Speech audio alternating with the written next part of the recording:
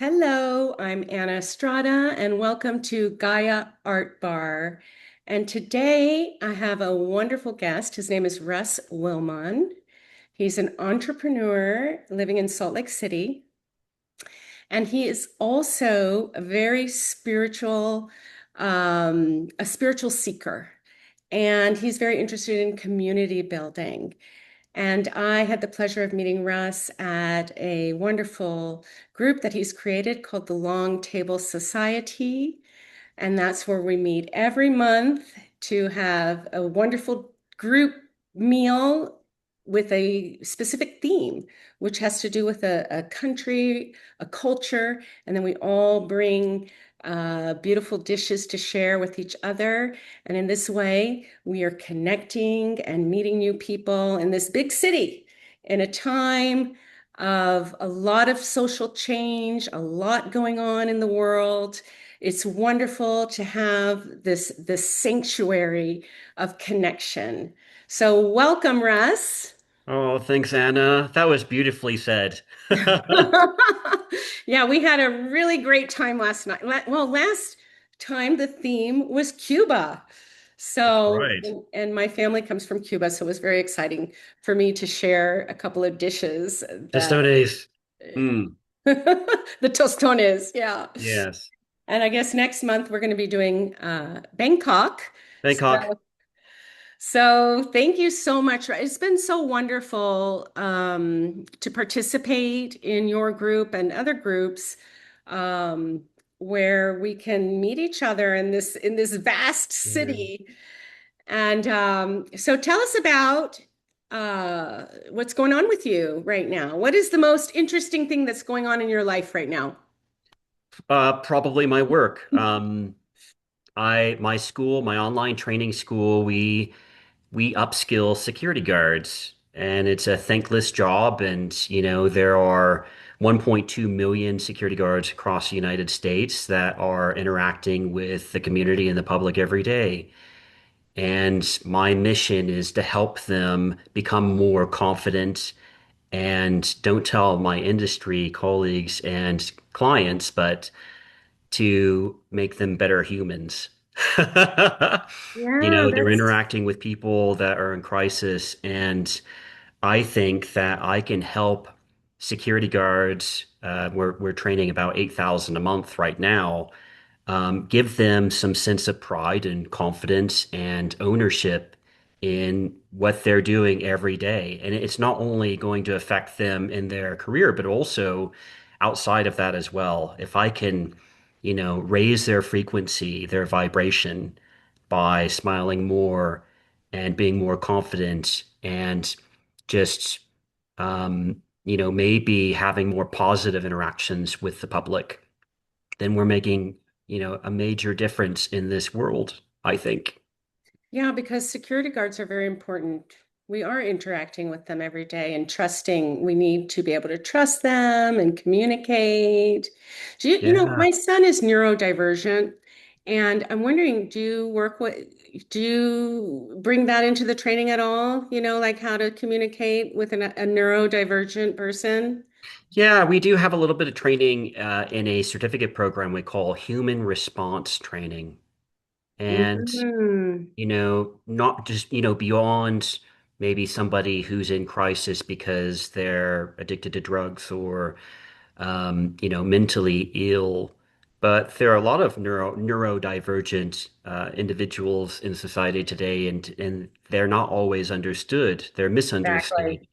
And when you're interacting with them in a security setting, it's critical to understand the cues and the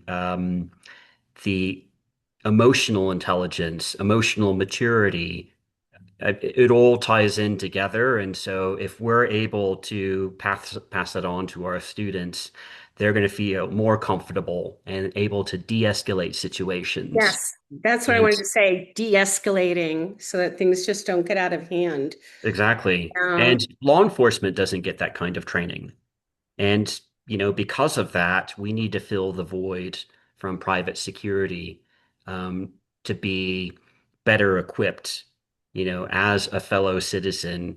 But at the same time, we're still securing property and people and information. Amazing. So thank you for that work. I think it's really important. And, one of the reasons that I wanted to invite you to share with us here is because in one of our dinners, as you were sharing about these things that you do, and you shared about how you had had a quantum healing hypnosis technique session. And this is a very specific training that people have to do this. There are practitioners all over the country, and this is a technique that was created by Dolores Cannon. Yes, yeah. And who is a metaphysical writer and thinker and speaker. She's no longer with us, but she wrote many, many books and has done many, many conferences. And so I'm very curious about it because, I have not only listened to your experience, but I have also witnessed sometimes they show examples of sessions on YouTube, for example, and it seems to Yes. me to be so intense and so vivid what people experience. And so, first of all, I'm wondering how you came upon this. Like, why did you want to do it? What was the purpose? Probably around 2017, 2018, I started to go through a spiritual awakening. That's when I started my journey.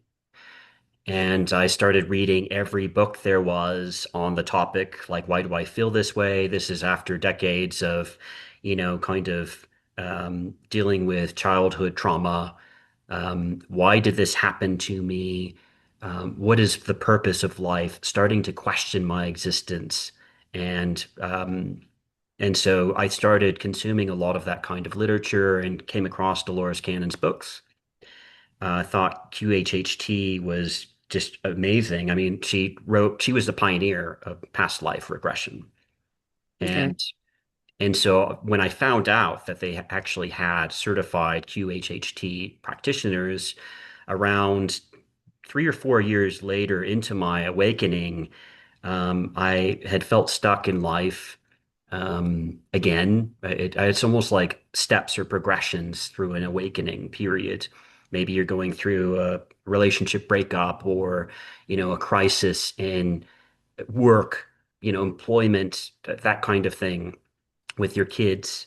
And so I thought now this is the time. My heart is open to this, and I have this real urge to explore that part of me deeper.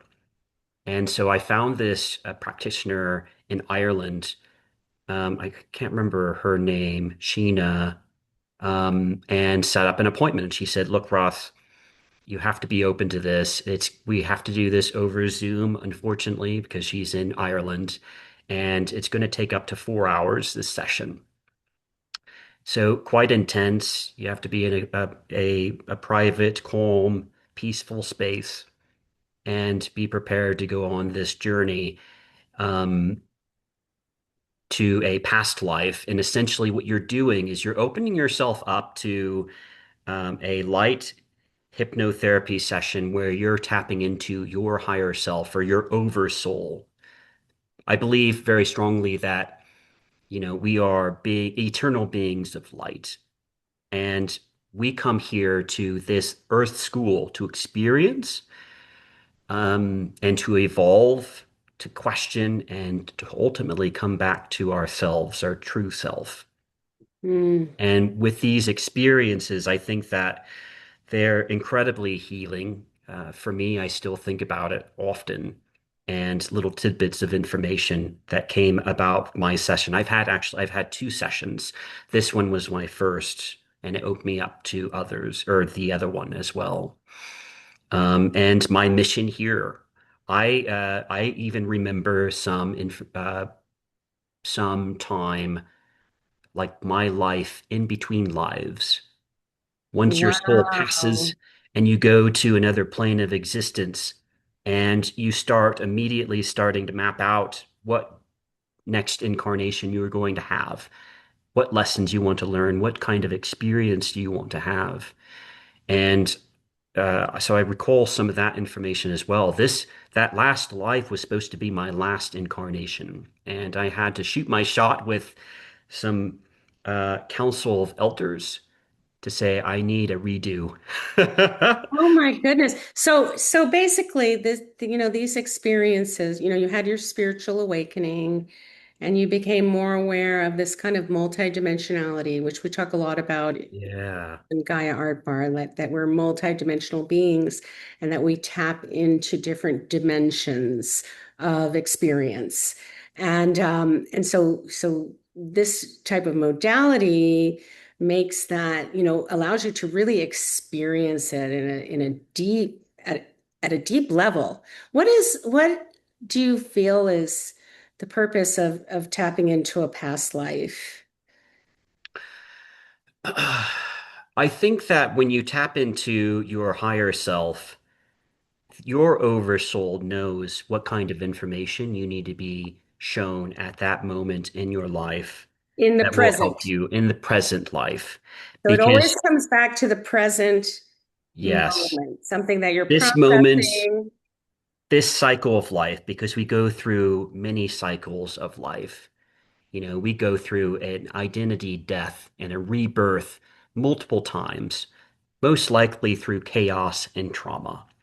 And the universe does not care how you get to that next evolution or next life cycle. It could be pretty terrible to go through some of these things. It doesn't care. You just need to get to that next level to experience the lessons and things that you came here to experience before you leave to go back. Does it always have to be, it just seems like, like why does it always have to be trauma and chaos? Because it's so, I guess, if things are going really well, you don't really stop and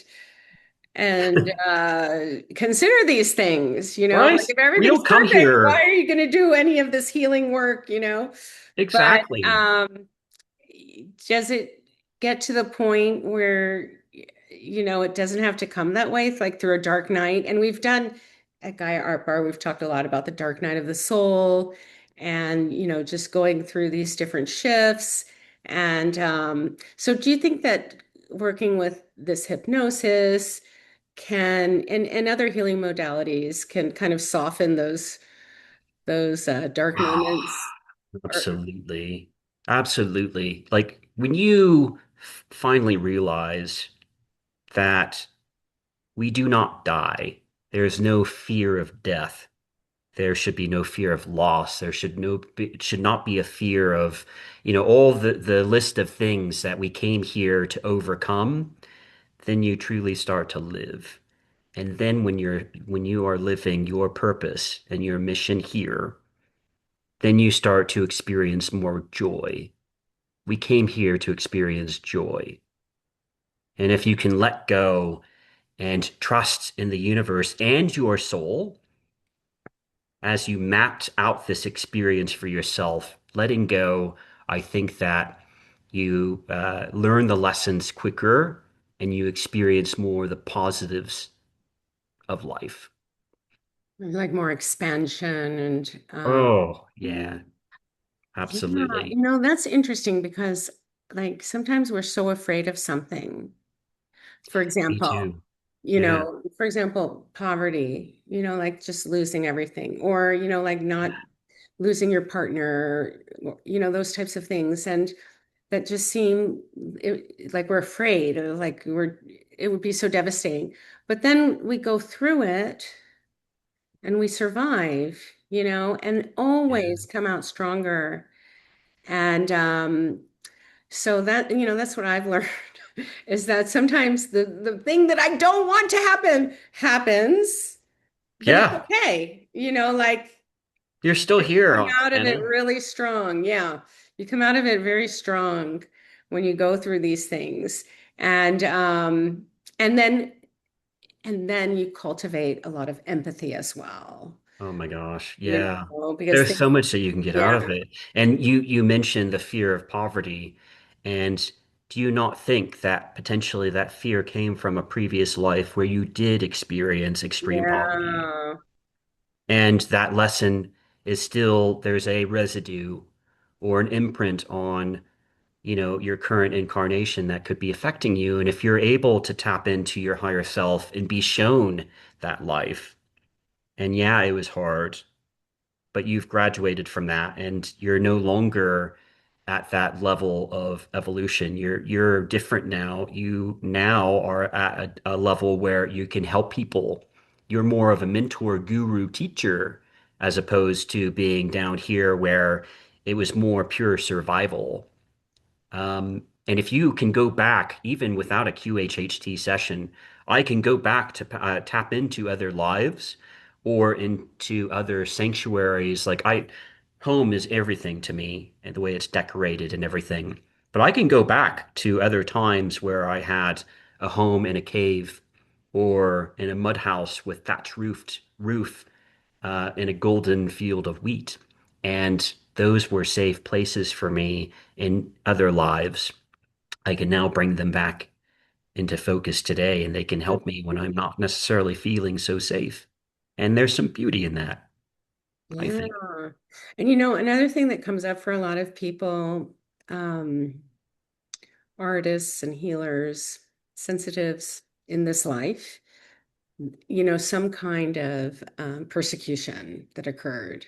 So a lot of people that I've worked with, because I offer Reiki sessions and soul alignment sessions, Mm, like a lot of artists have like a lot of blockage in the throat area of where they were persecuted in some way. And a lot of women and men, but in those lives where, like there was this persecution of women healers yeah, in a very grand scale, where they could be put to death for right. practicing those things.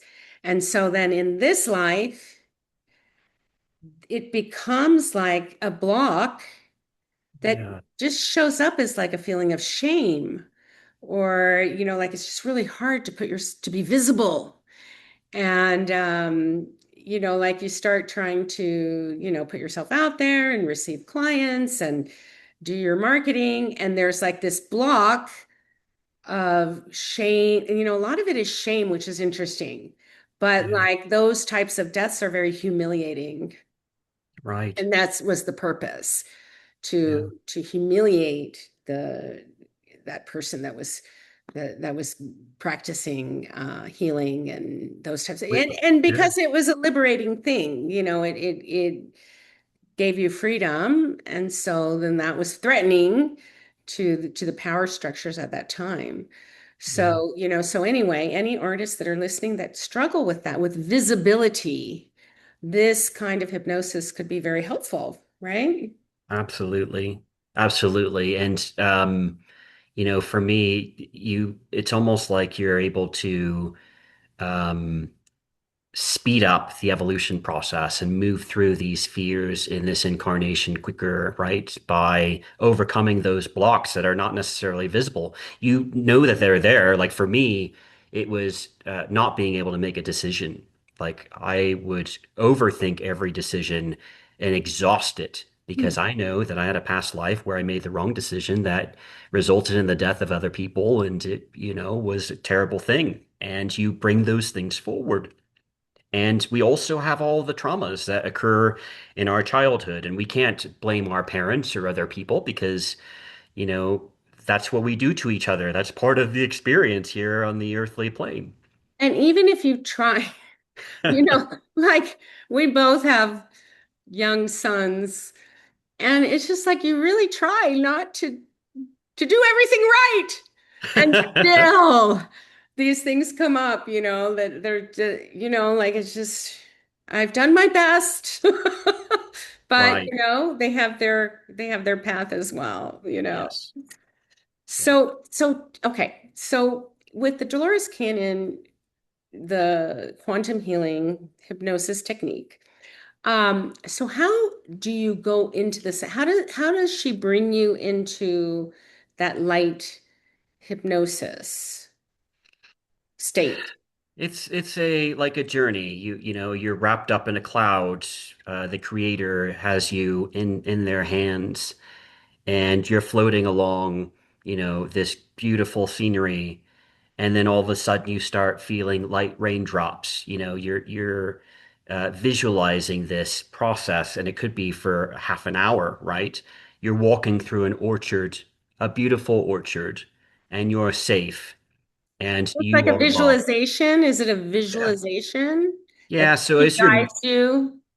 yeah, and as you're moving through that visualization, you are now accessing through the veil and into your higher self, and you're, asking for, you know, what do I need to know now, today?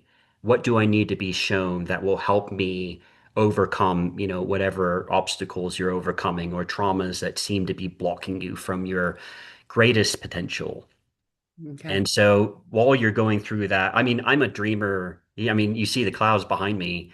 I dream all the time. I'm a dreamer. I'm a creator. And so it's easier for me maybe for than others who are maybe a scientific mind who is always trying to rationalize and trying to connect all the dots, the data it's easier for me to slip into it. Maybe even after all the books I've read and podcasts and things, and it's self inner work that I've done. And Yeah. then, then there is a point within the visualization where you're walking through fog, and now you're in a body, and the practitioner is going to go, "What do you see? What do you feel? What is around you? Look around you." And that's when it starts. That's when you are in a different body. You have sensation. You have a inner knowing, um, smell, um, yeah, emotions. All of those things are there and they're very vivid. And it's almost like you're living a movie. You're on a set Right. and you're moving through this quickly, and you're only going to see the scenes that matter to you now, right? You're not going to see the entire thing. And so you see, like, you can see the environment, you see what, like, the clothes you're wearing. Like, that probably gives you an idea of the Yeah. time, the year, right? So Your tell voice may us even what you change. saw. Tell Yeah, us, that's tell us what you saw and what you learned from it. I dropped into an old man's body, and my legs felt like they were swelling, and they hurt, and my feet hurt. And I looked down at my feet, and I'm wearing these leather shoes with big silvered buckles. I also feel like fine linens touching my skin, and it feels nice. I also look down and I see that I'm wearing a matching frock coat, waistcoat, and trousers, of like a crimson red color velvet. So very fine. I also am wearing, well, like I am now, I'm a bald man, and I'm wearing a scratchy wig with tight curls that were gray that came down past my shoulders right here. I hate the damn wig, but image to me is really important. I see all my gold rings, and I'm walking on cobbles. Wow.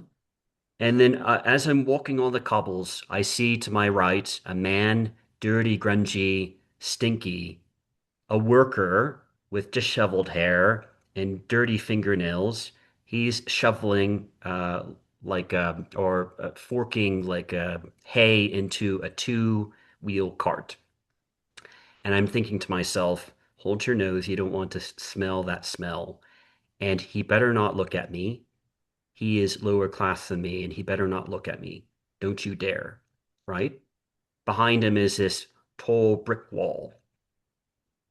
Then as I scan to the left, I see a group of ladies wearing fine gowns. They have powdered faces and rouge, and they have high hair, like bigwigs. So do you think this was like, it sounds like France or something, you know, or England? It would be either Scotland or Ireland, not England. Oh, yeah, because the cobblestones. and the big buckles. Wow. There is also knowing, to me as an old man at that time, it was probably the 1720s or 1730s.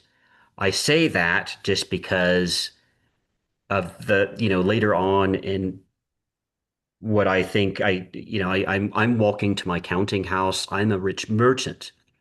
And And when the I walk in there, wigs. yeah, the wigs, And then the women, like the high high hair. hairstyles of the women, that does sound like 17th century for sure. How interesting. Yeah. How And interesting that it was just so detailed. yeah, and you That can you could feel, feel the fabric and the yeah, thoughts. the Really. finery, the image, what is around you, and where you're going. And stepping into the counting house and seeing my clerks that are in chaos because they know I'm coming. And the only thing I want to do is get up the steps as quickly as I possibly can to my desk so I can take off my damn shoes because they hurt my feet. But Uh-huh. I can't let anybody see me take my shoes off because image is everything. So So how did that apply to your life now then? Did you I'm a feel merchant. like that? I'm a businessman. I sell online courses and I'm really good at it. I But did have you feel that. like image was everything? Was that something that you were feeling at that time? Yeah, I feel like image now is very important to me as well. Okay. That is Interesting. important. What I'm wearing, cologne or, hats. I'm a hat guy, like glasses, vintage watches. I love the way that my image of my And you're, house. oh yeah, and you're that way with food too. You're very elegant with Yes. your food, like very gourmet. And I call you the mixologist. Oh, Not a cocktails. bartender, mixologist. Like you love to craft cocktails and you love like the high quality. Yeah, I've I want noticed that. everyone to experience, Yeah. that, and image is important. And it was back in that day as well because of my beginnings. I was taken back to when I was born, and I was born to a farmer and his wife, me dad, and waking up and looking up at the ceiling of the house and knowing that I'm in a stone cottage and it's very warm and I feel protected. But I knew growing up that I did not want the same life as my parents, that dirty, grungy, stinky, that survival. I wanted more for myself, and I had to dig myself out of poverty. That was incredibly important that I become a gentleman and I make my way and I become rich and successful and seen in that way. And so I recall, leaving in a coach, presumably to a school or something, to better my situation and never seeing my parents again. I remember seeing them Mm. on either side of the cottage door that you go into, and it was really low to the ground.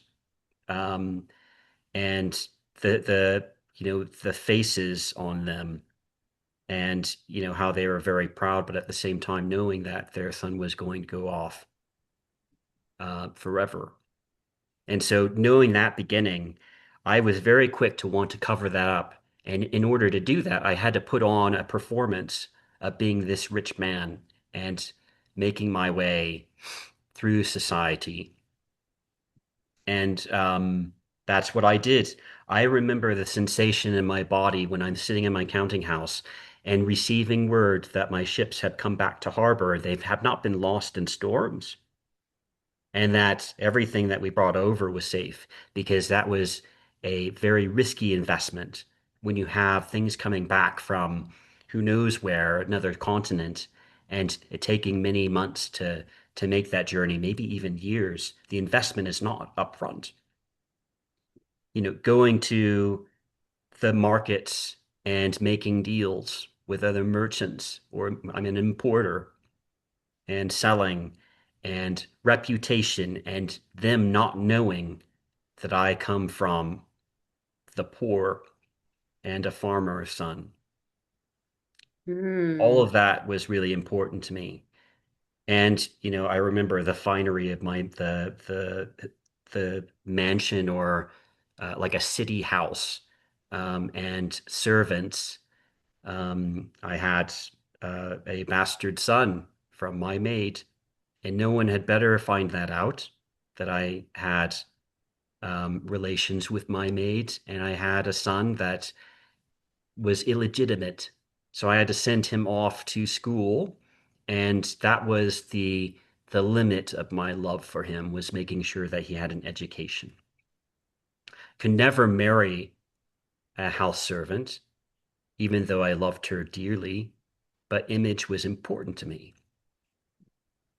And so when you fast forward through my life as this wealthy merchant, I go to the very last day of my life, and I am in my bed, in my finery. I can look around how large this room is, wood paneled, and four posts. And I'm lying there about to leave my body, and I look around, and there's nobody there. All the things, all the finery, all the riches, I have nothing to show for it on the last day of my life. There is no love there. I did not develop a community. I did not marry. I did not have children because I was in search of riches, physical wealth.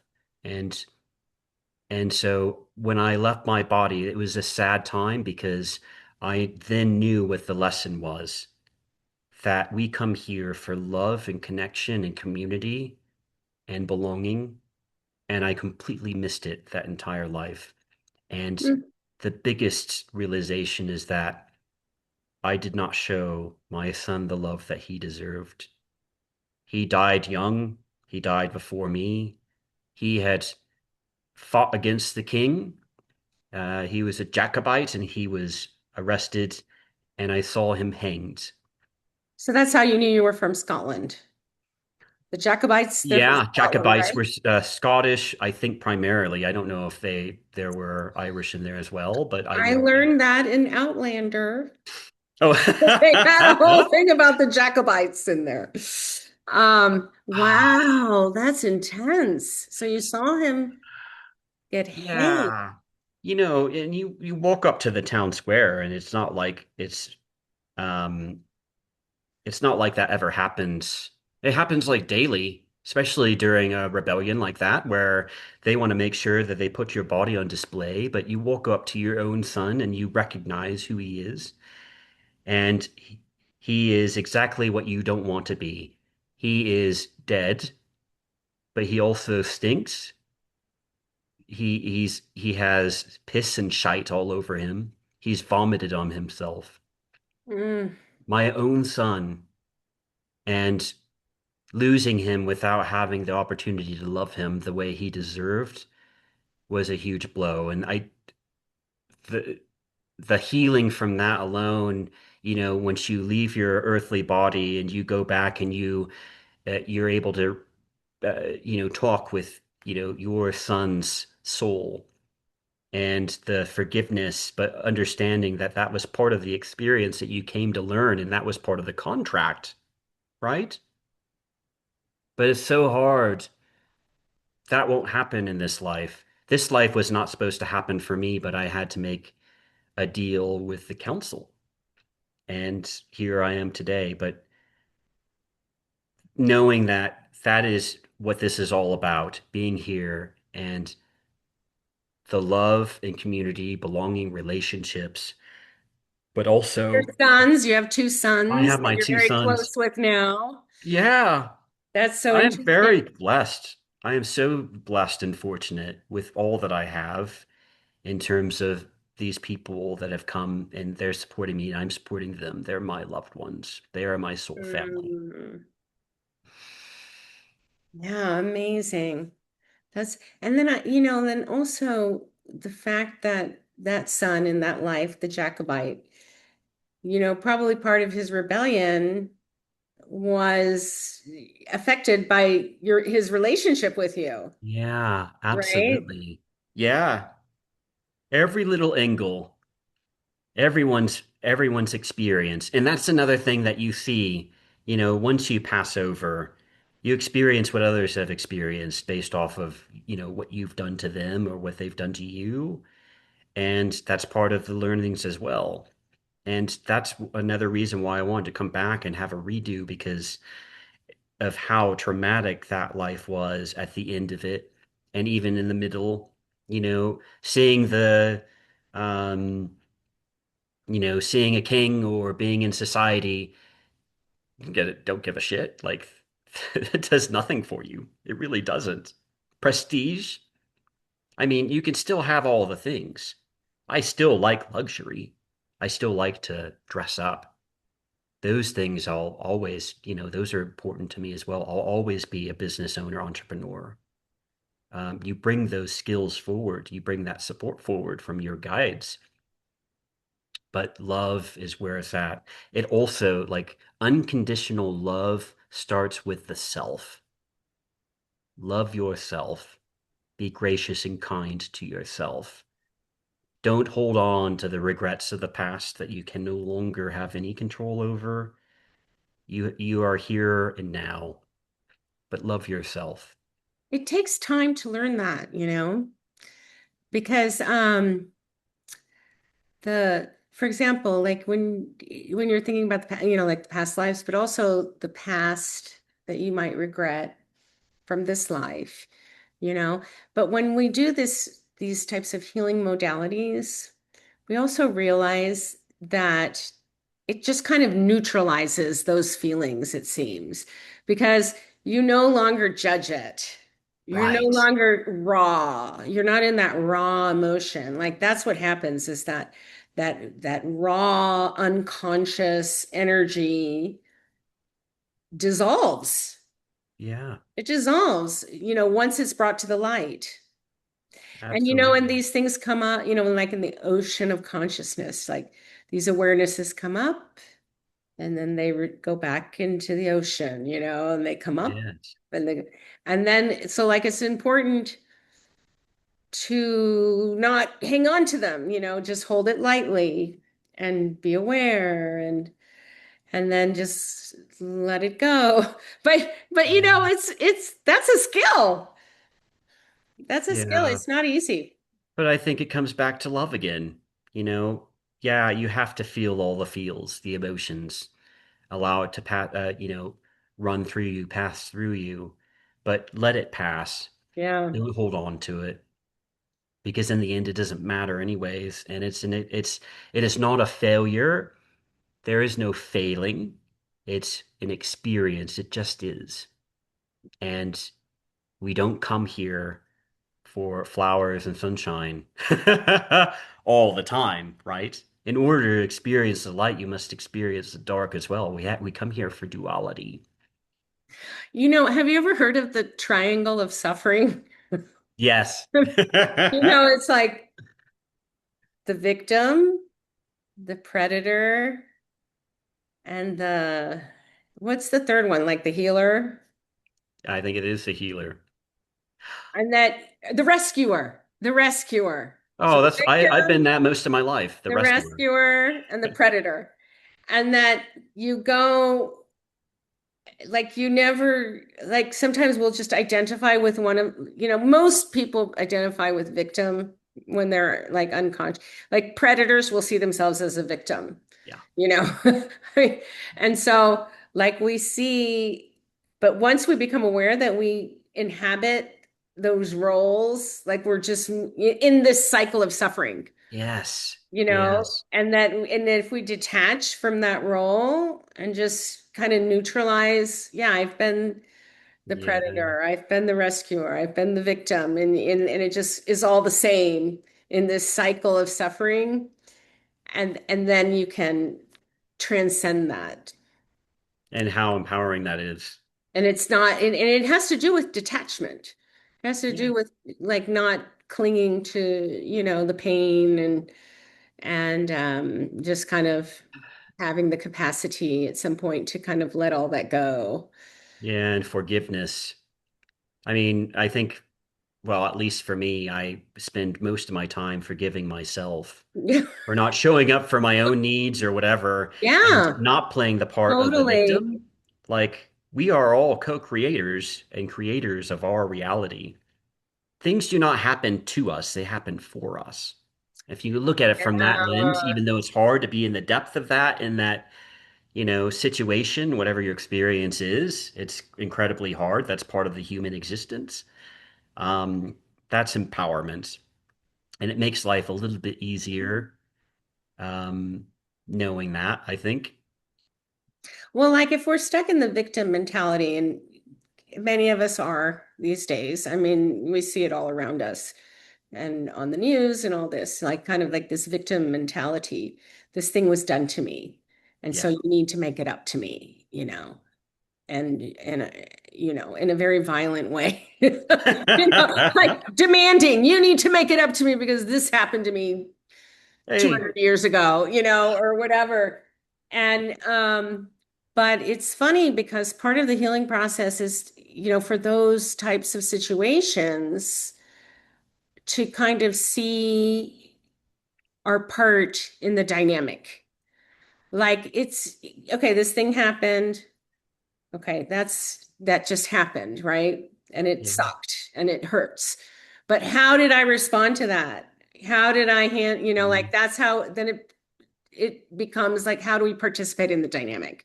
Do we keep the Yeah. dynamic going, or are there other ways to respond? And then that's when we become empowered. Yeah. Once if we stay in that victim thing, there's no, like nothing is enough. Right. Nothing is, like you got to win Right. that trophy of the suffering, the most suffering, and nothing is enough to take you out of it until, like, at least in my experience, I'm willing to see my part in creating the dynamic. And like you said, it's happening for me. Because usually those types of experiences make you very strong. Like, Oh my gosh. Yeah. and then like something happens and you're like, well, it's fine. That's peanuts. That's Right. peanuts compared to, That's when you know that you've leveled right. up.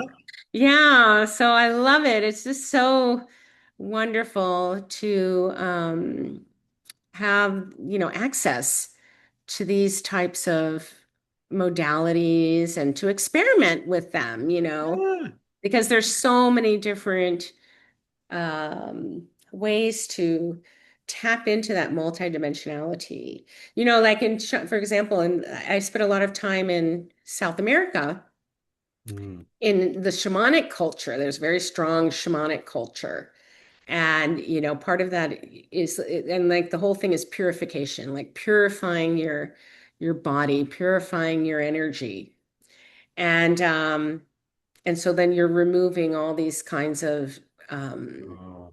like dynamics that are very Yeah. limiting. And some are emotional, some are physical, some are psychological. Certain beliefs, programming. Uh, and so Yeah. there's this kind of like the process in like a shamanic um session is kind of like you're like deconstructed. Yes. It's like you are put in a very safe place where you can go into the underworld and deconstruct, so it's like you fall apart. Right. You have to be undone in order You to. have to be Yeah. undone, and then you're brought back together in a new a recalibration, an Yeah. alignment that Absolutely. you really feel the shift, in on all levels. And then the other thing that's very interesting is that there's like this domino effect with your immediate family, with your children, because once you heal that in yourself, you're no longer passing on that Right. dynamic to your child. Yeah. And so that is really cool too. Yeah, and it's so hard to do this when you're in the midst of it all. But don't fear the undoing. the tower moments. Like it's Yeah. not there. It doesn't happen to wound you. It's there to level you up and just allow and have hope and, you know, be kind with yourself, during those times and just allow it to happen. Patient, Patient too. There patient. is no timing as to, when this new you is going to emerge. Sometimes you're going to have, maybe it's months where you're in what I call the in between from the collapse, and you're like, who is this new Russ, and waiting and just allowing for that new Russ to appear and Yeah. be okay with that. Yeah, allowing that is not, that can be challenging, when you're afraid or, when Yeah. everything familiar starts to disintegrate. You're like, Yeah. what's going on? Like, and the only way is to allow the process. So, Yeah, a lot of us stay in not good situations because we know what we're going through, and we're like, okay, well, there's a comfort to that, knowing you don't like an uncertain outcome.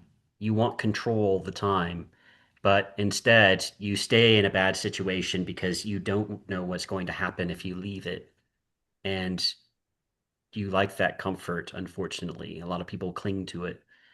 Terrible relationships or a bad job or whatever the case may be, and you're limiting yourself and you're hurting yourself. That is not self-love. hmm, yeah, And I know that's hard. big Like, lesson. And yeah, sometimes it's what's familiar, like what's familiar? I Yes, you may do. not know any better, like I may not even know that there's the possibility of something different because I'm so used to being in those types of relationships or those types of dynamics.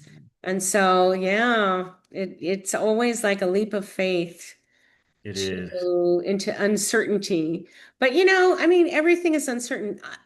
All the what we think is security, like, oh, having a house and having a job and, having a marriage and like all of that, it can give a feeling of security, Yeah. but it can, It could you dissolve. know, in a It could be moment, taken away. from one day to the next, it can totally change. Yeah. So like the other thing that we talk about in Gaia Art Bar is creative sovereignty.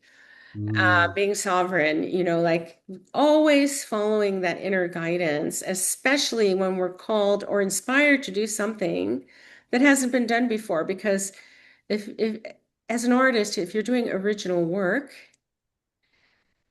people haven't done it before, right. so like people may not understand you. And so like how do we find that strength and that courage to leap into that uncertainty with confidence Right. and self-worth and again that is a practice that we have to just practice every day to kind of trust that inner authority and that inner guidance in all our creations and as we're serving others in the world in such a time where there's just so much division. And I think, like Russ, don't you think it's just always been that way on this planet? I mean, has there I, ever been a time where there's not division and we have to chaos? have that, yeah, to experience the duality. But I think that, oh my God, I would take today now and not go back to the Middle Ages. I mean, Yeah, that's true. seriously, we have it good. There is probably a lot less chaos today than there was back then during the Dark Ages, or the Salem witch trials, or Oh my there was a God. lot of just we were terrible to each other back then as part of our evolution, as we move our way through the this dimension. But yeah, if you don't watch the news, if you don't read the headlines, and you are not, that's not blissfully ignorant, but you understand and have compassion for those souls that came here that may not be as evolved or came here for the experiences maybe we did or at a different time period, a different life. And we had to go through that evolution. Now we have younger souls that may be, um, running the earth, these governments, and creating manufacturing wars. Those things are useful in the evolution of the soul. Yeah, the And duality.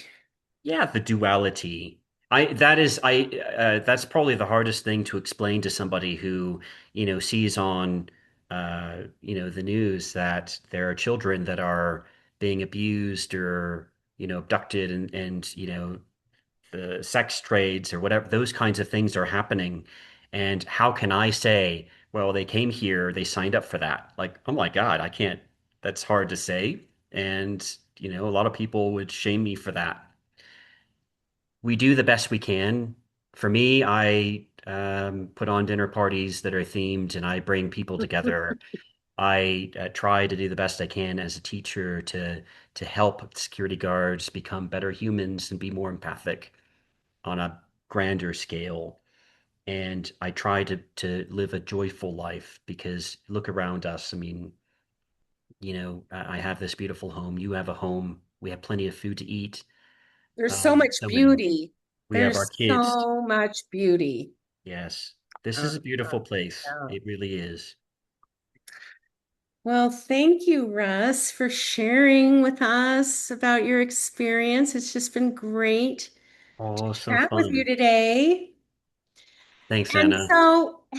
so if somebody wants to do this session, all they have to do is go on the internet Yeah. and look for a QHHT practitioner, I right? think, yeah, there is a Dolores Cannon QHHT practitioner website. I don't know what it is off the top of my head, but you can do a search, I think, geographically, um, Find someone. and find actual certified practitioners. You want that in order to do this. I know that there are plenty of practitioners out there that are not QHHT certified. They can do past life regressions, but I prefer this method. Yeah, and they're all over the world. You don't Yeah, have all to over the do it world. on Zoom. Usually there's somebody close Yeah. by. I So, did one here locally. oh, you did. Yeah, as Oh, well. okay. And they're about 4 hours. The session is about 4 hours. I think so. At least for me, it has been. I think that there might be lower level practitioners that might be like less, maybe it's a 2 hour session. It And is depends it on how much. recorded? Do you, Yes. Mine, no, at least my first one, the one I talked about today, was recorded um via Zoom. So I have that video somewhere. okay. All right, Russ. Well, thank you so much for joining us. And I can't wait for our Bangkok nights Oh, yes. coming up. Absolutely. I'm Me too. excited. Thanks, Anna, So, for interviewing me. This is fun. yeah. Yes, and hopefully you'll come back. I'll come back. Yes, please. All right. Have a wonderful day. Thank You you. too. Thanks.